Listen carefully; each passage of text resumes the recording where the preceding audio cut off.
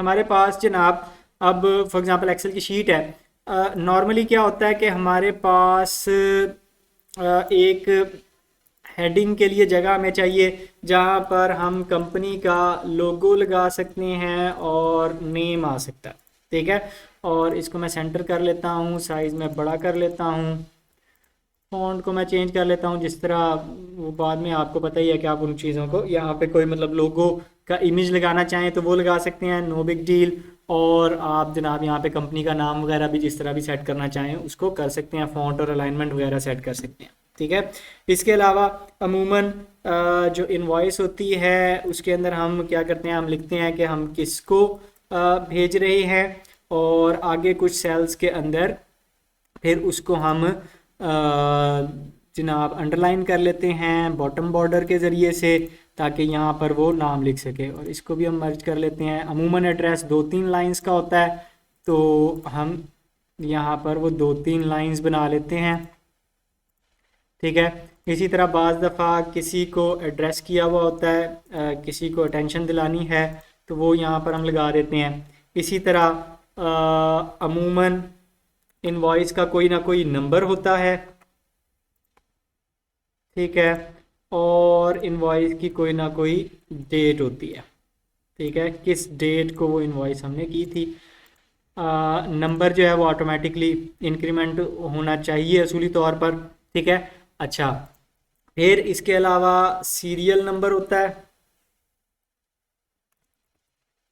और आइटम की डिस्क्रिप्शन लिखते हैं,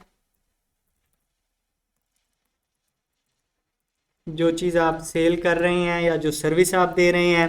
फिर उसकी क्वांटिटी होती है, और उसका रेट होता है, और टोटल अमाउंट होती है।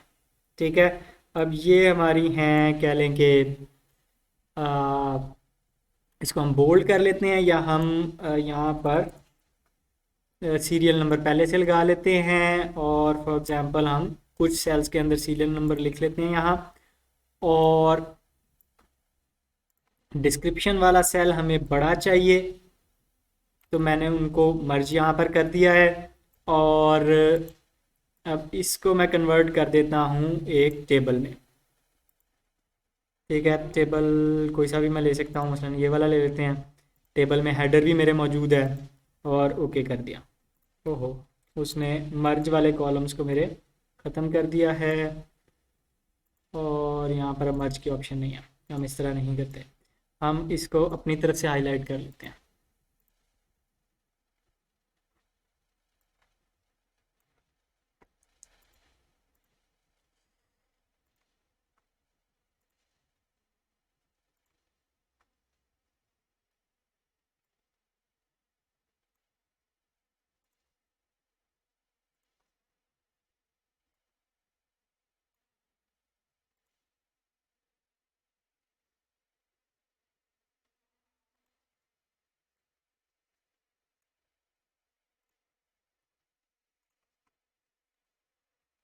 बैंडेड रोज़ की मदद से ये होता है कि आइटम को पता लगाना ज़रा आसान हो जाता है कि कौन सी वाली प्राइस किस चीज़ की है। बॉर्डर साथ हम बना लेते हैं हल्के से।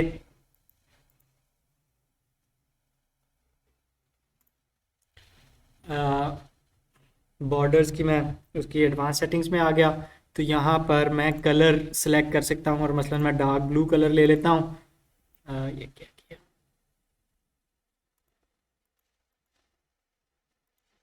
यहाँ पर जो जो बॉर्डर्स मैं डिस्प्ले करना चाहता हूँ वो वाले बॉर्डर्स कर लेता हूँ। दरमियान वाले बॉर्डर में फॉर एग्जांपल नहीं चाहता, तो वो मैंने नहीं लगाए।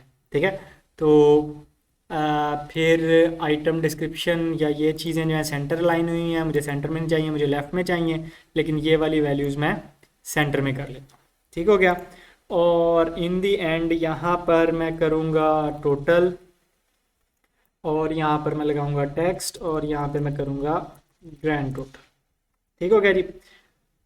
और ये कॉलम्स अब ज़रा छोटे बड़े से लग रहे हैं, तो इन कॉलम्स की विड्थ मैं इक्वल कर दूंगा तीनों की। ठीक है, और यहाँ पर मैं एक बॉक्स बना देता हूँ।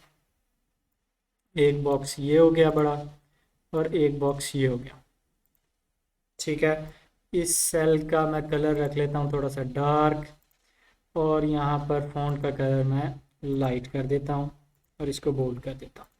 ठीक हो गया जी। और यहाँ पर मैं जगह बना देता हूँ सिग्नेचर स्लैश सैम की।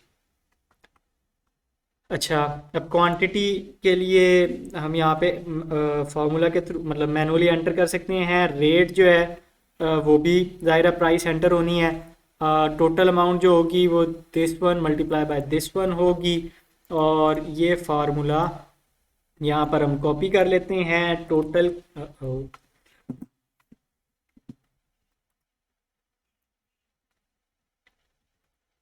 सिर्फ फार्मूले पेस्ट करने हैं, फॉर्मेटिंग ख़राब नहीं करनी है। तो यहाँ से पेज स्पेशल से मैं फार्मूला सेलेक्ट कर लेता हूँ। यहाँ से मैं सम कर लेता हूँ इन वैल्यूज़ का,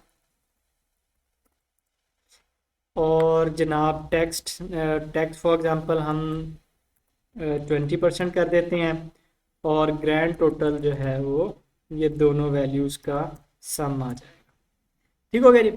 अब इसके अंदर हम मज़ीद क्या कुछ कर सकते हैं। ये तो हमारी अभी एक बेसिक इनवॉइस का मैंने फॉर्मेट बना लिया। ठीक है, अक्सर औकात आपको इनवॉइस जनाब बार बार क्लियर करने की ज़रूरत पड़ती है। ठीक है, मसलन कि मैंने यहाँ पर कुछ फिल किया, मसलन मैंने यहाँ पे आइटम्स फिल किए, मसलन ब्रेड है, मिल्क है, और जनाब बटर है, और एग्स हैं वगैरह वगैरह। ठीक है, और मैं चाहूँ तो एक अलग शीट में मैं इन चीज़ों के रेट्स मेंशन कर सकता हूँ। ठीक है, यहाँ पर मैं रेट्स कॉपी नहीं हुआ, आइटम और उसकी जनाब प्राइस प्राइस है मसलन 100, और मिल्क है 250 का, और बटर है 300 का, और एग्स हैं 200 के। ठीक है, और मिल्क के स्पेलिंग गलत हैं।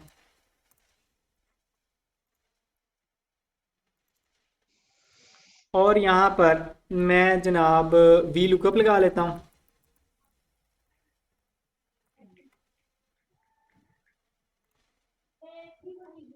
इस टेबल में से सेकंड कॉलम और फॉल्स। ठीक है, तो यहाँ पर ऑटोमेटिकली वी लुकअप होके आ जाएगा। ठीक है, अब लेकिन मसला क्या हुआ कि जहाँ पे अभी कोई वैल्यू नहीं लिखी हुई वहाँ पे वो एन ए एरर शो कर रहा है। अब इसका मेरे पास क्या हाल है, देखने में ये अच्छा नहीं लगेगा, तो मैं इससे पहले लगाता हूँ। तो भाई आज का जो हमारा वीडियो,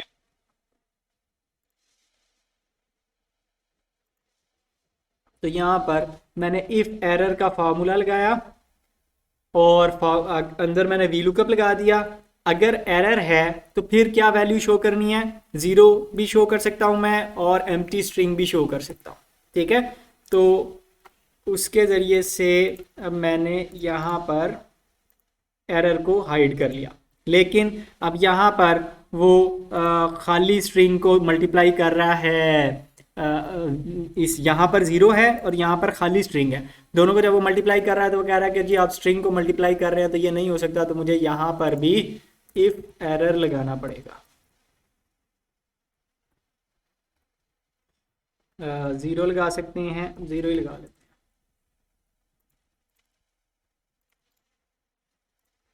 ठीक हो गया जी। अब हमारे पास एक खूबसूरत सी इनवॉइस आ गई और उसमें ऑटोमेटिकली वैल्यूज़ आ रही हैं। क्वांटिटी मैंने एंटर करनी है यहाँ पर, बटर है एक, और जनाब एग्स मुझे चाहिए 12। तो ऑटोमेटिकली वो मल्टीप्लाई हो रही हैं वैल्यूज़, और यहाँ पर मेरे पास टोटल अमाउंट आ रही है। ठीक है, मैं चाहूँ तो यहाँ पर जिस तरह हमने उस दिन अमाउंट इन वर्ड्स वाला किया था, तो मैं अमाउंट इन वर्ड्स का खाना बना सकता हूँ। और अब उसके लिए मुझे जगह ज़रा ज़्यादा चाहिए होगी, तो मैं यहाँ पर ज़्यादा सेल्स को कंबाइन कर लेता हूँ। ठीक है, अब अमाउंट्स इन वर्ड्स वाला हम कहाँ से लेके आए थे, हमने गूगल किया था। ठीक है, तो यहाँ पे हम सर्च करते हैं एक्सेल नंबर टू वर्ड्स। ठीक है, और माइक्रोसॉफ्ट की वेबसाइट पे हमें वो मिला था फंक्शन जो नंबर्स को कन्वर्ट कर देता है। कहाँ गया ये, इसको मैं कॉपी कर लेता हूँ यहाँ से, और मैं आ जाता हूँ VBA कोड एडिटर में, एक नया यहाँ मैं मॉड्यूल ऐड करता हूँ, यहाँ पे वो पेस्ट कर देता हूँ। पेस्ट किया तो कुछ एरर्स आ रही हैं। एरर्स क्या हैं? मसलन यहाँ पर लाइन वो कहता है कि ब्रेक क्यों हो रही है। अब यहाँ पे मैंने किया स्पेल नंबर, वो फंक्शन जो वहाँ से मैंने कॉपी किया है, और ये वाला नंबर ले लिया और यहाँ पर मैंने पेस्ट कर दिया। ठीक है, अमाउंट यहाँ आ रही है, लेकिन ज़रा हमें बड़ा सेल चाहिए होगा, तो इतना बड़ा कर लेते हैं इसको। ठीक है, और इसको उठाकर यहाँ पे ले आते हैं, या इन दोनों को ही हम यहाँ पर कर सकते हैं।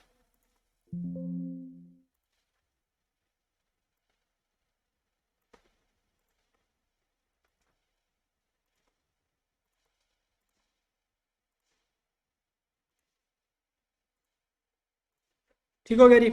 अच्छा, अब हमें एक बटन चाहिए। यहाँ से डेवलपर टैब में इंसर्ट से मैंने एक बटन ऐड कर लिया, और मैं कहता हूँ इस बटन का मैं नाम रखता हूँ, पहले वो कहता है कि कौन सा मैक्रो बनाना है। मैंने उसे कहा कि न्यू मैक्रो बना लें, तो उसने एक न्यू मैक्रो यहाँ पे मुझे दिखा दिया। इस बटन को मैं एडिट टेक्स्ट करता हूँ, और यहाँ पर इसका नाम रखता हूँ क्लियर इनवॉइस। ठीक है, क्लियर इनवॉइस क्या करेगी? क्लियर इनवॉइस इन सेल्स को क्लियर करेगी। ठीक है, अब कल हमने क्या किया था? हमने सेल्स की वैल्यू सेट करना देखा था कि कैसे सेल की वैल्यू सेट कर सकते हैं, और कल हमने क्लियर कंटेंट्स भी इस्तेमाल करके वर्ड देखा था। ठीक है, अब हम क्या करेंगे? हम ये चाहते हैं कि ये पूरी रेंज क्लियर हो जाए। अब वो कैसे होगा? यहाँ पे मैं नोट कर लेता हूँ कि रेंज कहाँ से कहाँ तक है। रेंज है मेरी B13 से लेकर और G28 तक, B13 से G28। तो हम VB एडिटर में आते हैं और क्लिक करते हैं रेंज।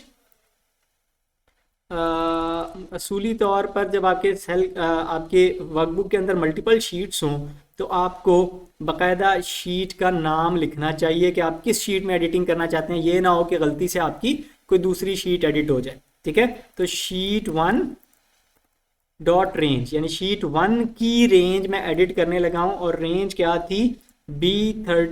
B13 से लेकर G28 तक। अब ये वही वाला तरीकाकार है जिस तरह हम फार्मूले के अंदर उसको स्पेसिफाई करते थे, तो मैं वही काम यहाँ पे करूँ। डॉट क्लियर अगर मैं करता हूँ कंटेंट्स, अब यहाँ पर इशू हो जाएगा, इसलिए मैं इसको पहले ही सेव करने लगा। ठीक है, और सेव करते हुए इस चीज़ का ख्याल रखना है कि फाइल को एक्सेल वर्कबुक यानी कि डिफ़ॉल्ट जो वो कहता है उसमें सेव नहीं करना है, क्योंकि अगर आप एक्सेल वर्कबुक के अंदर सेव करेंगे तो जितने भी आप मैक्रोज लिख रहे हैं वो सारे डिलीट हो जाएंगे, ख़त्म हो जाएंगे। एक्सेल वर्कबुक यानी कि नॉर्मल जो वर्कबुक होती है उसके अंदर आप मैक्रो स्टोर नहीं कर सकते। मैक्रो स्टोर करने के लिए एक अलग एक्सटेंशन इस्तेमाल होती है या अलग फाइल टाइप होती है जिसको मैक्रो इनेबल्ड वर्कबुक कहते हैं, तो ये सिलेक्ट करनी पड़ेगी, इसके बगैर आप नहीं कर सकते। ठीक है, और मैं इसको मैक्रो इनेबल्ड वर्कबुक सिलेक्ट करके यहाँ से सेव कर देता हूँ। ठीक है, तो अब मेरी फाइल सेव हो गई है। सेव मैंने इसलिए किया कि मैं कुछ चेंजेस करने लगा हूँ जिसकी वजह से मेरी फाइल ख़राब होने वाली है, तो लिहाजा मैं उसको पिछला वाला वर्जन संभाल के रखना चाहता हूँ। तो इसको मैंने सेव कर दिया, और मैं क्लियर इनवॉइस के ऊपर क्लिक करता हूँ। ठीक है, अच्छा, अब क्लियर कंटेंट्स की वजह से मेरा ख्याल था कि फॉर्मेटिंग भी ख़त्म हो जाएगी, लेकिन फॉर्मेटिंग ख़त्म नहीं हुई है। सिर्फ उसने क्या किया है कि यहाँ से यहाँ तक मैंने जो भी कुछ लिखा उन सारी चीज़ों को उसने क्लियर कर दिया यहाँ से। ठीक है, तो एक फंक्शनैलिटी, एक बटन मैंने इस चीज़ का ऐड कर लिया। अच्छा, एक और काम जो अक्सर हमें चाहिए होता है वो क्या होता है?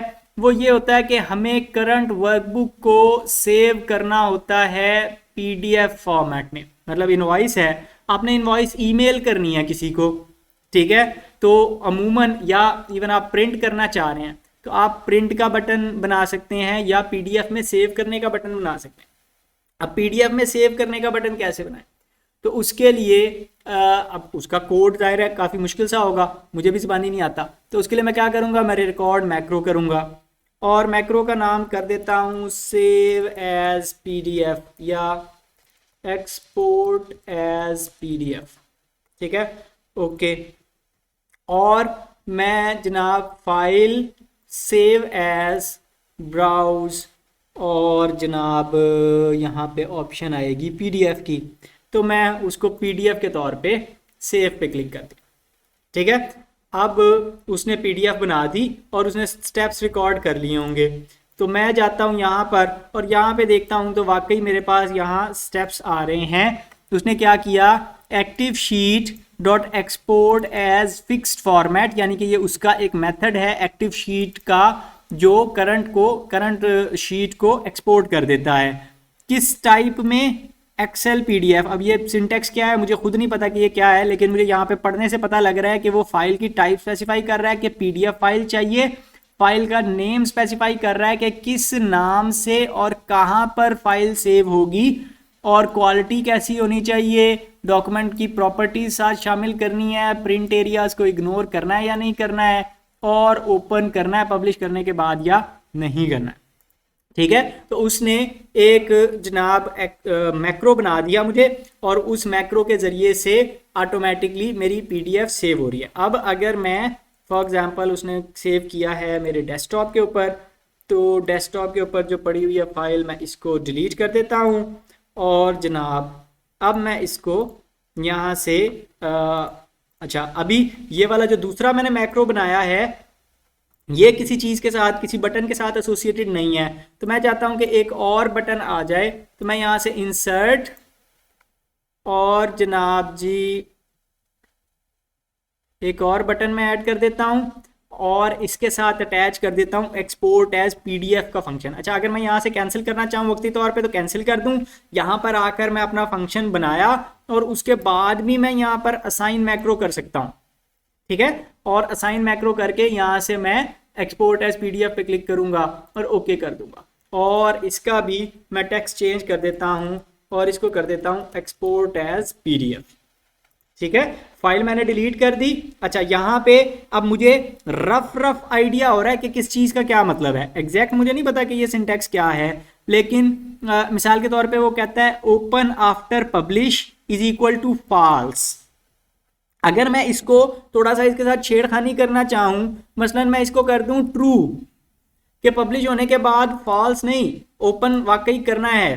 ठीक है, तो अब अगर मैं इस बटन को प्रेस करता हूं तो आपके ख्याल में क्या होगा, ऑब्वियसली वो फाइल पीडीएफ के तौर पे सेव होगी और फिर ओपन भी होगी। ठीक है, तो मैं इसको करके देख लेता हूं और फाइल खुल गई, मेरे सामने आ गई। ठीक है जी, and it looks very good. ठीक है, देखने में भी कोई ख़ास बुरी नहीं है। ठीक है, ठीक है, तो ये हमारा एक्सपोर्ट का फंक्शन। अब देखें कि ये आम तौर पे एक्सपोर्ट कैसे करना है ये बड़ा स्यापा होता है, लोगों को नहीं पता होता कि कहाँ पे सेव करना है, मतलब कि ये इसका मैक्रो बनाना पड़े पीडीएफ में एक्सपोर्ट करने का तो कैसे है, और इसका भी आप पूरा यानी कि आपको ऑर्डर मिल जाते हैं कि मैं एक बटन चाहता हूँ जिससे मेरी फाइल पीडीएफ में एक्सपोर्ट हो जाया करे। ठीक है, तो कोई बहुत ज़्यादा मुश्किल काम नहीं है, आपके सामने 2 मिनट का भी काम नहीं था।